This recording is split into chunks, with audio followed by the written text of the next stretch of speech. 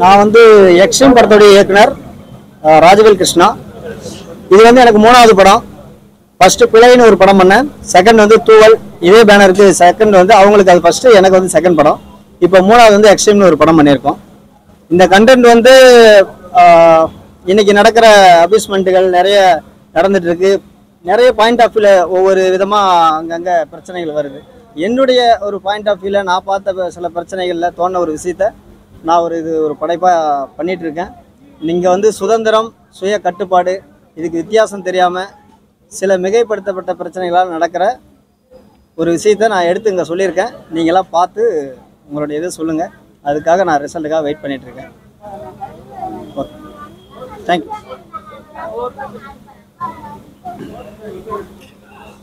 இந்த படத்தோட ப்ரொடியூசர், அப்புறம் அதில் ஒரு போலீஸ் கேரக்டர் நடித்த ஆள் நான்.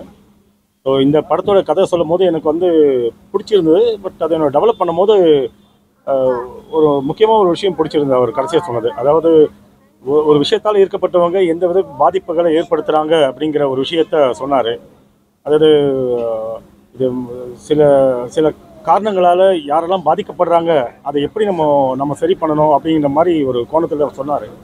கதை பிடிச்சிருந்தது. அப்புறம் சரி போவோம்னு சொல்லிட்டு தான் நாங்களும் அந்த படத்தை எடுத்தோம்.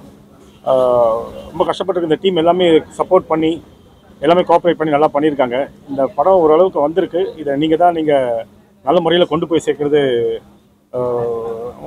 சேர்க்கணும்னு உங்களை கேட்டுக்கிறேன். நன்றி. எல்லாருக்கும் வணக்கம். ஃபர்ஸ்ட் வந்த ப்ரெஸ் மீடியா எல்லாருக்கும் ரொம்ப நன்றி. உங்களோட சப்போர்ட் அண்ட் லவ் எப்பவும் தேவை. இந்த படத்தில் நான் ஒரு முக்கியமான ஒரு கேரக்டர் பண்ணியிருக்கேன். அந்த கேரக்டர் கண்டிப்பாக எல்லாருக்கும் ஒரு இம்பேக்டை க்ரியேட் பண்ணணும்னு நினைக்கிறேன். அண்ட் எல்லோரும் சப்போர்ட் பண்ணுங்க. தேங்க்யூ. எல்லாருக்கும் வணக்கம். என் பேர் சரிதா. நான் இதில் ஒரு முக்கியமான ரோல் பண்ணியிருக்கேன். நீங்கள் எல்லாரும் இதுக்கு ஆதரவு கொடுக்கணும். சமுதாயத்தோட விழிப்புணர்வு மாதிரி ஒரு படம் பண்ணியிருக்கோம். எல்லாரும் பொதுமக்கள் எல்லாம் ஆதரவு கொடுக்கணும். இந்த படம் நல்லா வரணும். உங்கள் கையில் தான் இருக்குது. தேங்க்யூ.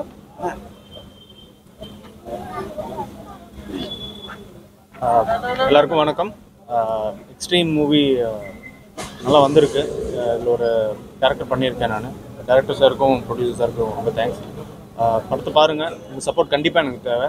எங்கள் டீம் எல்லாருக்குமே தேவை. Thank you so much.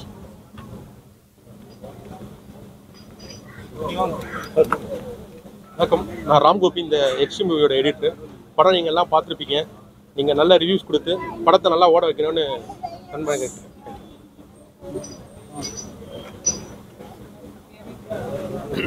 என்னோட பேர் சிவம்.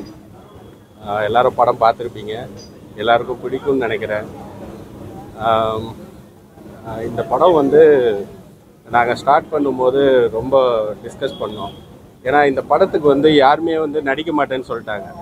ஹீரோயினாக நடிச்சிருக்காங்க பார்த்தீங்களா, அவங்களே நாங்கள் கல்கட்டாவிலேருந்து தான் பிடிச்சிட்டு வந்தோம். தமிழ் ஆர்டிஸ்ட் யாருமே வந்து இந்த படத்தில் நடிக்க மாட்டேன்னு சொல்லிட்டாங்க. பட் அவங்கக்கிட்ட நாங்கள் அந்த கதையெல்லாம் சொன்னோம். இந்த ட்ரெஸ்ஸு விஷயமா யாருமே பண்ண மாட்டேன்ட்டாங்க.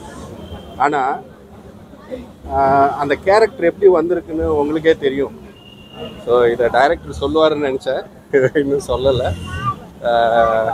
அந்த ட்ரெஸ் கான்செப்டில் வந்து நிறைய படங்கள் வரலன்னு நினைக்கிறேன். இதுதான் வந்து முதல் படம். ஒரு க்ரைம் நடக்குதுன்னா அதுக்கு ஒரு ரீசன், எதனால் நடக்குது. ஸோ அதை வந்து நம்ம வந்து காமிக்கணும்.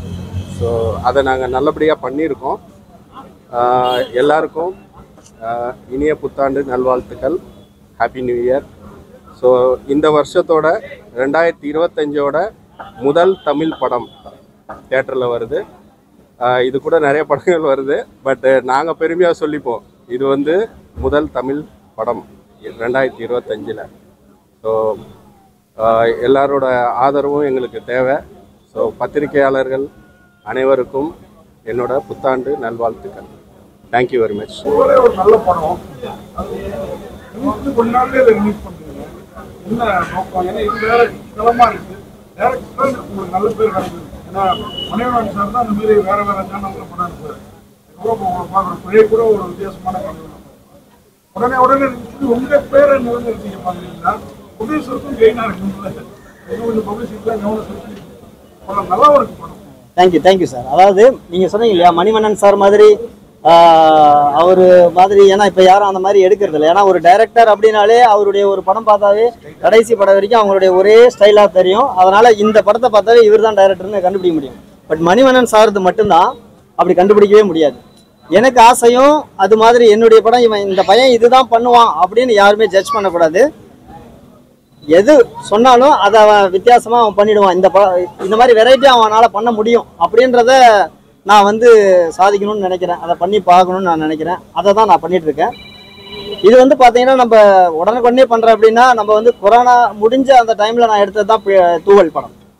இது வந்து நாங்கள் இப்போ ஒரு 1 இயருக்கு முன்னே தான் ஸ்டார்ட் பண்ணோம். இது அதனால் ப்ரொடியூசருக்கு வந்து எல்லாமே நான் சொல்லிட்டு தான் எடுக்கிறேன். அதாவது வந்து தூவல் வந்து பைசா வராது, அவார்டு தான் கிடைக்கும் அப்படின்னு உண்மையை சொல்லிட்டு தான் நான் எடுத்தேன். பட் இதை நான் ட்ரெய்லர்லேயே பிஸ்னஸ் ஆகும்னு நினச்சேன். ஏன்னா இது ஒரு கான்ட்ரவர்சியான கண்டென்ட்.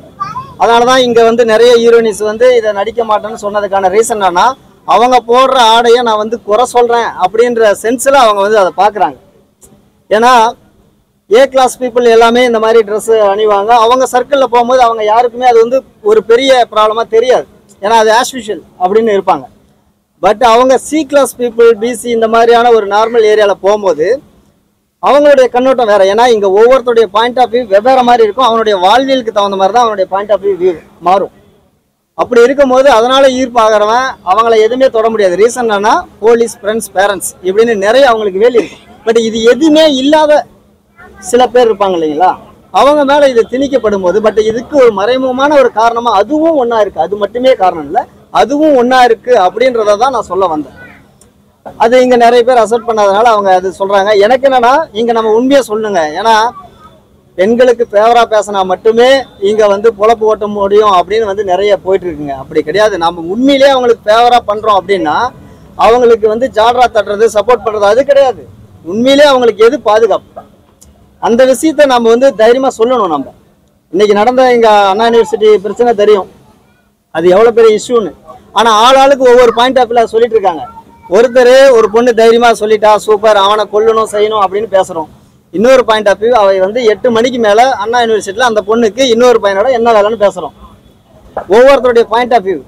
அப்போ எல்லாருமே அவங்க ஆடைனா நான் இதுதான் உடை என் உரிமை அப்படின்னு எல்லாமே சொல்லிட்டாங்க. நிறைய நான் பார்த்துட்டேன். இன்னைக்கு இருக்கிற பாப்புலர் டைரக்டர்ஸ் எல்லாமே அதை தான் சொல்லிட்டு இருக்காங்க. ஆனால் நான் பார்க்குற கண்ணோட்டம் என்னன்னா, இன்னைக்கு அண்ணா நகர் பார்க்கு போனீங்கன்னா தெரியும். நான் அந்த பார்க்கை பார்த்து தான் இந்த ஸ்கிரிப்டே நான் எழுதினேன். ஒரு பாதி பார்க் பார்த்தீங்கன்னா சில்ட்ரன்ஸு, பெரியவங்க எல்லாருமே வந்து அவங்களுடைய சில்ட்ரன்ஸ் விளையாடுவாங்க, பெரியவங்க ஒர்க் அவுட் பண்ணுவாங்க, ரிலாக்ஸேஷனுக்கு வருவாங்க, இது எல்லாமே நடக்கும். அப்படியே பாதி பார்த்தீங்கன்னா வச்சுங்களேன், ஃபுல்லாக ரொமான்ஸ் போயிட்டு இருக்கும் பப்ளிக் பிளேஸில். அதை சில்ட்ரன்ஸும் பார்க்குறாங்க. ஏன்னா நம்ம எதுக்காக வந்து சில்ட்ரன்ஸு பார்க்குற இடத்துல இடம் பொருள் ஏவல் தெரிஞ்சு நம்ம வந்து ட்ரெஸ்ஸிங் சென்ஸ் பண்ணணும் அப்படின்னு நான் சொல்ல வரேன். அப்படின்னா ஒரு போஸ்டர் வந்து ஒரு ஆபாசமாக போடுறாங்கன்னு வச்சுங்களேன் ஸ்கூல் பக்கம், அதுக்கு எதிராக இப்போ நம்ம போராடுவோம், கிழிப்போம். ஏன்னா அதை பார்த்துட்டு போகிற பசங்க ஈர்ப்பு ஆகிடக்கூடாதுன்னு தானே. அதே மாதிரி தான் ஒரு சிகரெட்டு குடிக்கிறது நம்ம உரிமை தான். ஆனால் பப்ளிக் பிளேஸில் ஏன் குடிக்கக்கூடாதுன்றோம், மற்றவங்கள பாதிச்சிடக்கூடாதுன்னு தானே. ஏன்னா அதை மூந்து போகிறவனும் இருப்பான். அதனால் அவனுக்கு ஒரு எஃபெக்ட் ஆகிடக்கூடாதுன்றதுக்காக தான் ஒரு கவர்மெண்ட்டு அங்கங்கே போர்டு வைக்கிறதும் சொல்கிறது எல்லாமே பண்ணிட்டு இருக்கோம். நான் சொல்ல வர்றது அந்த மாதிரி தான். நீங்கள் போடுறது உங்கள் உரிமை தான்.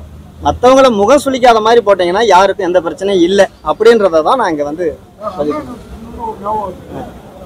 கூட ஒரு 35 வயசு இளைஞர் தான் தப்பு பண்ணிருக்கோம். ஆனா நீங்க உங்க படத்துல வந்து இளைஞர்கள்லாம் நல்லவங்க, வயசானவங்கலாம் மோசமானவங்க மாதிரி. நான் இளைஞருங்க எல்லாமே நல்லவங்கலாம் சொல்ல சார். நான் ஒரு பாயிண்ட் ஆஃப் வியூல பார்த்த விஷயத்த ஒரு பார்ட்டை மட்டும் அதில் பதிவு பண்ணிருக்கேன். அப்படி இல்லை. அப்ப மற்ற படத்துல இளைஞர்கள் வந்து ஸ்மோக் பண்றது, ட்ரக்ஸ் யூஸ் பண்றது, அவன் வந்து கொல்றது மாதிரிலாம் இருக்கு. அதனால இளைஞர்கள் எல்லாரையுமே நம்ம சொல்ல வரோம்னு சொல்லிட முடியுங்களா? அது இல்லை. அது ஒரு அவங்க அதெல்லாம் சொல்லிட்டாங்க. நான் ஒரு சொல்லாத ஒரு விஷயத்த சொல்லணும்னு நினைச்சேன், அதை நான் அங்கே பதிவு பண்ணியிருக்கேன்.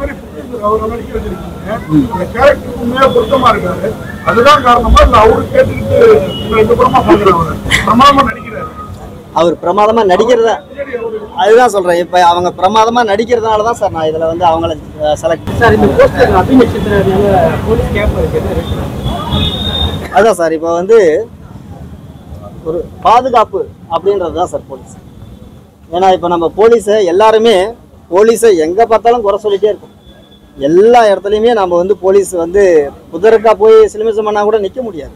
நம்ம ஒன்று வந்து இங்கே நான் வந்து பதிவு செய்ய விரும்புகிறேன். நம்ம அரசாங்கத்தை குறை சொல்கிறது, போலீஸை குறை சொல்கிறது, இதெல்லாம் பண்ணிகிட்டு இருக்கோம் இல்லைங்களா? எல்லா இடத்துலையும் நம்மளை பாதுகாக்க முதல்ல முயற்சி எடுக்கணும். அதுக்கப்புறம் தான் இது வந்து பாதுகாப்பு அப்படின்றதுக்காக மட்டும் நான் போலீஸ் கேட்பேன். உங்களுக்கு ஒரு கேள்வி, நம்ம ஊர் ஹீரோயின்ஸ்லாம் குழந்தைக்கு அம்மாவா 2 குழந்தைக்கு அம்மாவா நினைக்கிறதுக்கே வேணாம்னு தயங்குவாங்க. ஆனால் வந்து நீங்கள் ரொம்ப சின்ன பொண்ணா இருக்கீங்க. என்ன சொல்ல போனால் என் 3 வயசு தான் இருக்கும்னு நினைக்கிறேன். ரொம்ப நல்லா நடிக்கிறீங்க, வளர்ந்துருக்கீங்க. இந்த மாதிரி ஒரு கூட்டுப்பாளையம் அந்த மாதிரி விஷயத்துல நடிக்கிறதுக்கு எப்படி சமாளிக்கிறீங்க? சமூகத்துக்கு விழிப்புணர்வு ஏற்படுத்தணும் அப்படிங்கிற காரணம் மட்டும்தானா? கண்டிப்பா விழிப்புணர்வுக்காகத்தான் இந்த கேரக்டருக்கு வந்து நான் ஒத்துக்கிட்டேன். ஐயோ அப்படி நான் நடிகைங்க, நான் ஆர்டிஸ்ட், நான் கலைஞர். எனக்கு எந்த பாத்திரம் கொடுத்தாலும் அதை கரெக்டா பண்ணணுங்கிறது தான் என் மைண்ட்ல இருக்கும். அதை நான் எப்படி வெளியே காட்டிக்கணும், என்னோட ஃப்ரேம்ல என்ன வருது, என்ன எப்படி காட்டுறாங்கிறதுல தான் நான் கான்சென்ட்ரேட் பண்ணுவேனே தவிர எனக்கு என்ன கேரக்டர் கொடுத்துருக்காங்க அது வந்து வெளியே பார்த்தா முக சுழிப்பு இப்படி நெகட்டிவ் பாசிட்டிவ் இதை பத்திலாம் நான் யோசிக்க மாட்டேன். அந்த கதாபாத்திரம் எனக்கு சேஃபா இருக்கா, அது என்னால பண்ண முடியுமா, அது மட்டும் தான் நான் யோசிக்கிறேன். பாலியல் அபியூஸ் பண்ற லேடி, இப்ப நீங்க லேடிஸா இருக்கீங்க, உங்களோட பார்வையில அவங்களுக்கு என்ன தண்டனை கொடுக்கணும்? தண்டனை கொடுக்காத சட்டம்ல நிறைய இருக்குங்களே. சட்டம் இருக்கு. இப்ப என்னன்னா நீங்க ஒரு பெண், சரிங்களா, எல்லா விஷயத்தையும் நீங்க பாத்துட்டே வரீங்க. டோட்டலாவே இப்ப தமிழ்நாட்டு நடக்கிற விஷயத்தையே நீங்க பாத்துருவீங்க. உங்களோட விஷயம் என்ன இப்ப சொல்லுவீங்க? அவங்களுக்கு என்ன தண்டனை கொடுக்கலாம்? சட்டம் கொடுத்தது வேற, பெண்கள் ஒரு விஷயம் இருக்காங்களே, அவங்க எல்லாம் ஒரு விஷயம் சொல்லுவாங்க, இவங்க கொல்லணும் இல்ல தண்டனை வந்து வேற சரியா இருக்குன்னு சொல்லுவாங்க. நீங்க என்ன பாக்குறீங்க? இந்த மாதிரி அட்டெம்ப்ட் நடந்தாலே அது எப்படி சொல்றது, கடுமையான தண்டனை கொடுக்கணும் தான் நான் சொல்லுவேன். இந்த மாதிரி அட்டெம்ப்ட் நடந்தாலே ஆயுள் தண்டனை கொடுக்கறதுல தப்பு. சொல்லுங்க. படத்துல 2 கிளைமேக்ஸ் வச்சிருக்கீங்க. ஃபர்ஸ்ட் கிளைமேக்ஸ்ல நான் ஏத்துறேன்மா. படத்தோட லெந்த்காக 2வது கிளைமேக்ஸ் எடுத்தீங்க. அப்படி இல்லையே சார், நான் ஒரு ட்விஸ்டா தான் வச்சிருப்பேன் சார். அது வந்து பாத்தீங்கன்னா ஃபர்ஸ்ட் கிளைமேக்ஸே வந்து நீங்க அவங்க வில்லனை காட்டி சொன்னீங்க, ஓகே நான் ஏத்துறேன். திருப்பியும் மறுபடியும் ஃபர்ஸ்ட் வர மாதிரி 2வது கிளைமேக்ஸ் வச்சிருக்கீங்க. நான் சொல்றேன், அதாவது நான் 2 கிளைமேக்ஸ் காட்டினதுக்கு ஒரு ரீசன் என்னன்னா, நம்ம 2 பேருக்கும் சொல்ல வேண்டிய கடமைப்பட்டிருக்கோம். வெறும் லேடிஸை மட்டுமே நம்ம சொல்லிடக்கூடாது. ஜென்ஸுங்களும் அளவுக்கு அதிகமாக மீற அவங்களுடைய பிரச்சனைகளை தான் நான் சொல்ல வரேன். இப்போ ஜென்ஸுக்கு என்ன சொல்லியிருக்கேன், அதாவது வந்து பார்த்தீங்கன்னா ஒரு அனிமல்ஸுக்கும் மனுஷனுக்கும் ஒன்று தான் வித்தியாசம். உணர்ச்சியை கட்டுப்படுத்துறவன் தான் மனுஷன், அதை மீறவன் மிருகம். நம்ம என்னதான் அவங்க நியூடாவே நின்றாலும் நம்ம அதை கட்டுப்படுத்தி இருக்கதாண்டா நம்ம மனுஷன், அதை மீறினா நம்ம மிருகம் அப்படின்றத சொல்லி ஒரு கிளைமேக்ஸ் நான் முடிச்சிருப்பேன். இன்னொன்று, எல்லாருமே ஏதாவது ஒரு பொறுப்புக்காக இப்போ மேக்சிமம் நம்ம இப்படி கட்டுப்படுத்திட்டு இருக்கிறவங்களையும் நம்ம அவங்களையும் எல்லை மீறி அவங்க வந்து தப்பை வெளியே செய்யற அளவுக்கு நம்ம தூண்டிடவும் கூடாது அப்படின்றதுக்காக தான் இந்த 2 கிளைமேக்ஸை நான் சொல்லிடுறேன். உங்களோட பார்வையில வந்து நம்ம வயசுல உள்ளவங்க கூட கட்டுப்படுத்திடுறாங்க, வயசானவங்கள கூட கட்டுப்படுத்த முடியலன்னு சொல்லுவீங்க. அப்படி இல்லை சார், நான் வந்து எல்லா வயசுலையுமே உணர்வு இருக்கு சார். அந்த எல்லா வயசு உள்ள உணர்வுகளையும் நம்ம வந்து தூண்டிடக்கூடாது அப்படின்ற ஒரு நல்ல ஒரு எண்ணத்துல தான் நான் சொல்லியிருக்கேன். ஒரு வயசு அப்படின்றதுல அது சின்ன பசங்களா இருந்தாலுமே அதை பண்ணுவாங்க. நான் சொன்னேன் இல்லையா, அதாவது போஸ்டர் ஒரு ஸ்கூல் பக்கம் போனால் அந்த போஸ்டர் ஏன் கிழிக்கிறோம், ஒரு ஆபாசமான இதனா அந்த சின்ன பசங்க பாதிச்சிடக்கூடாதுன்னு தான். அது மாதிரி நிறைய படங்கள்லையும் பார்த்துருக்கேன். நான் பழைய விஜயகாந்த் சார் படத்துலையும் பார்த்துருக்கேன். அது பசங்க போகும்போது அதை கிழிப்பாங்க அந்த போஸ்டர். பட் நம்ம இப்போ சொல்ல வேண்டியது என்ன, இன்னைக்கு இந்த அயனாவரத்தில் நடந்த சம்பவங்கள் நிறைய அப்பார்ட்மெண்ட் அதெல்லாம் நடந்துட்டு இருக்கு. அந்த ஒரு விஷயத்த இங்கே பதிவு பண்ணணும், அதுக்கு ரீசன் இதுவும் ஒன்று இருக்குது அப்படின்றதுக்காக மட்டும்தான் அதை வச்சிருக்கு. பெரியவங்களை மட்டும் நம்ம சொல்கிறதுக்காக இல்லை சார்.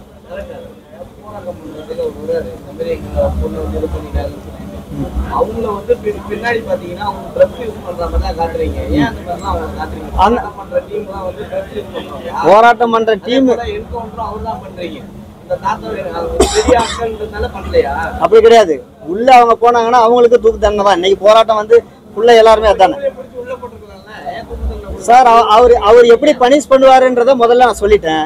அதுக்கப்புறம் 2வது மாட்டினாலும் அவங்களுக்கு அதான் தண்டனைன்றதை அந்த சார்.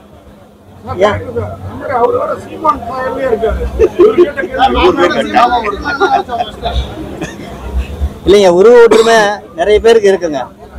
அந்த கெட்டப்ல அவர் அப்படி இருக்காரு. இதே போன படத்துல பாத்தீங்கன்னா தூவல் அப்படி தெரியல இல்லைங்களா. ஒவ்வொரு கெட்டப்புக்கு ஒவ்வொரு உருவ மாற்றங்கள் வரதான் செய்யும்.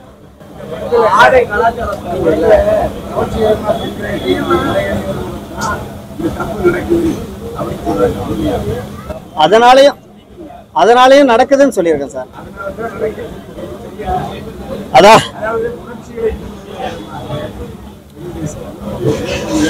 அதாவது சார் அதே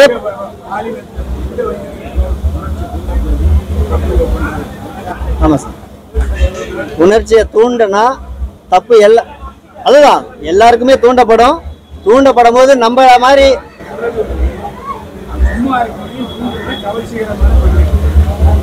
மொத்தமா கவர்ச்சிகரமான பெண்கள்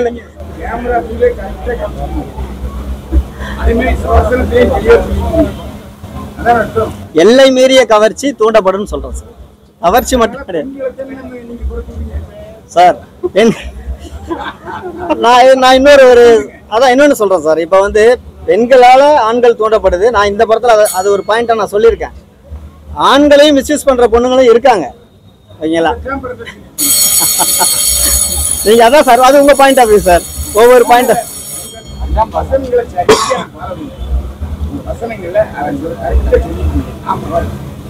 ஆமா சார். சார் டைட்டில் எக்ஸ்ட்ரீம்னு வச்சிருக்கீங்க. எக்ஸ்ட்ரீம் குற்றங்களை சொல்றீங்களா, எக்ஸ்ட்ரீம் சட்டத்திட்டங்களை சொல்றீங்களா? நான் குற்றங்களை சொல்றேன். அதாவது வந்து எக்ஸ்ட்ரீமா நம்ம பண்ற குற்றங்கள் அது எல்லாத்துக்குமே பொருந்தும். இப்போ வந்து உங்களுக்கு பார்த்தீங்கன்னா ஆடை எல்லை மீறிய ஒரு எக்ஸ்ட்ரீம் பண்றதுனால வர்றது, ட்ரக்ஸ் எல்லை மீறிய ஒரு ட்ரக்ஸ் யூஸ் பண்றதுனால வர்றது, நம்மளுடைய எல்லாமே நம்மளுடைய வாழ்வில் இருக்கிற எல்லாமே அளவுக்கு மிஞ்சினா அதுதான் எக்ஸ்ட்ரீம். நம்ம அளவோட இருக்கிறது தான் நல்லது. அளவுக்கு மீற விஷயங்கள் எல்லாமே எக்ஸ்ட்ரீம். மிக எல்லை மீறிய கவர்ச்சி சரிங்களா? குழந்தைங்களை அபியூஸ் பண்றாங்க. 2 வயசு 3 வயசு குழந்தைங்களா அவங்களாம் வந்து எல்லை மீறி கவர்ச்சியாக இருக்காங்களா? அவங்க கிடையாது. இல்ல என்னன்னா நான் இதுல என்ன சொல்ல வரேன், நடக்கிற விஷயமே அது மாதிரி தான். சரிங்களா? நீங்க என்ன சொல்ல வரீங்க? ஆடை ஒண்ணு இருக்குன்றீங்க. ஆடையை பார்த்து தான் வந்து பெண்களோட உடலை பார்த்து தான் வந்து டேரக்டர் வந்து அபியூஸ் பண்ண முடியும்ன்றீங்க. அப்ப குழந்தைகளை ஏன் பண்றாங்க? அங்க பார்த்தவன் விளைவு. இப்ப வந்து பாத்தீங்கன்னா மனநோயாளி சரிங்களா? அவங்க குற்றவாளி கிடையாது. அதுதான் சொல்றேன். இப்ப மனநோயாளிகளும் இங்க இருக்காங்க, இங்க சைக்கோவும் இருக்காங்க. இப்ப நம்ம இதுக்கெல்லாம் கட்டுப்படுத்திட்டு இருக்கிற எல்லாருமே நாம வந்து மனுஷன். இதெல்லாம் மீறி இருக்காங்க இல்லைங்களா? அந்த அக்யூஸ்டங்களும் இங்க இருக்காங்க. அவங்க பார்வையிலயும் இது பட்டா அந்த மாதிரியான விளைவுகளும் வரும் அப்படின்னு ஒரு பாயிண்ட் ஆஃப் வியூல சொல்லியிருக்கேன். எல்லை மீறி ஆடை சொல்றீங்க. என்ன ஆடை போடலாம்? நான் சொன்னது எல்லை மீறி ஆடை போடாதீங்க. மிடில் நம்ம நார்மலா அழகா தெரியுற எல்லாமே போடலாம் சார். எல்லாமே போடலாம். இப்ப ட்ரெஸ் வந்து ஜீன்ஸ்ல இருந்து நீங்க போடுற எல்லா ட்ரெஸ்ஸும் போடலாம். ஆனா ஓவர் கிளாமர் இல்லாம போடுங்கன்றது தான் என்னுடைய. அயனாவரம் மாதிரி நிறைய இடத்துல நடந்திருக்கு. அப்படி இல்லை சார், இங்க மட்டும் 4 பேர் கிடையாது சார். நம்ம பாண்டிச்சேரி போனாவும் அங்கேயே 2 பேர் 3 பேர் 4 பேருன்றான். ஒவ்வொரு விஷயத்திலயும் ஒரு 4-5 பேர் கேங் சேர்ந்துட்டு தான் ஒவ்வொரு விஷயத்தையும் பண்ணிட்டு இருக்கோம். அதெல்லாம் நான் இதுல வந்து ஒரு அப்படி பார்த்தா 5 பேர் அந்த மாதிரி நான் போட்டிருக்கேன். அயனாவரம் சம்பவம் மட்டும் இல்லை, அது மாதிரி நிறைய விஷயங்கள் இருக்கு. எல்லாத்தையும் சேர்த்து தான் நான் ஒரு இதா கொடுத்தேன். கண்டுபிடிச்சு அவங்க வந்து தண்டனை கொடுக்குறாங்க. இன்னொரு போலீஸ்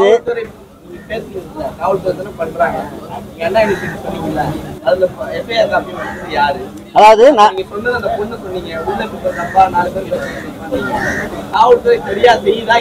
நான் சொல்றதை நீங்க கரெக்டா கவனிக்கல. ஏன்னா நான் சொன்னது ஒரு பாயிண்ட் ஆஃப் வியூல இப்படி சொல்றாங்க, இன்னொரு பாயிண்ட் ஆஃப் வியூல இப்படி சொல்றாங்க. அது தெரிஞ்சாதான் நம்ம சொல்ல முடியும். ஒண்ணு